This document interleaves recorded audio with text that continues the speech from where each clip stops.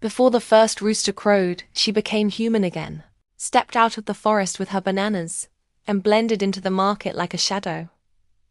No one knew her name. No one cared about her story. And that silence was the village's first mistake. Welcome to African Folktales by CM. By the time the village awoke, Hale Lima was already in the market. She arranged her bananas with a care that felt almost ritualistic. Every fruit was perfect, firm, bright, untouched by rot or insects. Traders often paused, staring at her goods with thin-lipped envy. How can she always have fresh ones? Someone whispered, "She doesn't even have a farm."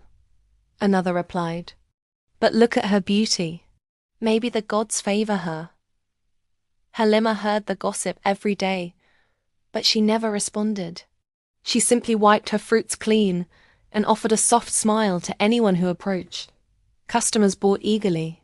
Even those who came with the intention to buy elsewhere found themselves drifting toward her stall. It wasn't just her beauty. It wasn't just her bananas. It was something else.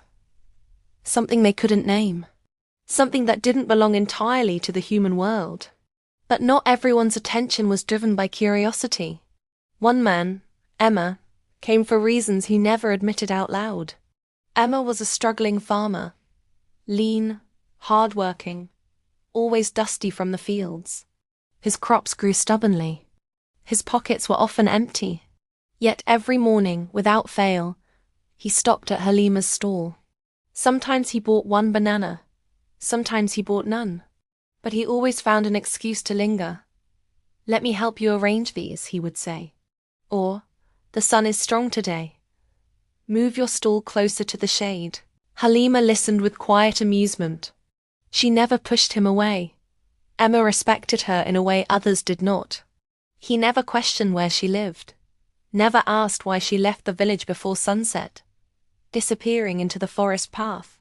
He treated her as though her silence was part of her beauty, not a flaw, and Hale Lima found herself staying longer in his presence than she planned. But the forest noticed. The first warning came the night she returned late. A cold rush of wind circled her ankles, and the trees rustled with an urgency she recognized too well. "Do not stay too long." The leaves whispered, "Do not forget who you are." She ignored. One evening, as she prepared to leave the market, an older woman who sold palm oil leaned toward her and whispered, "My daughter, some beauties are not meant to stay among us." People have begun to talk.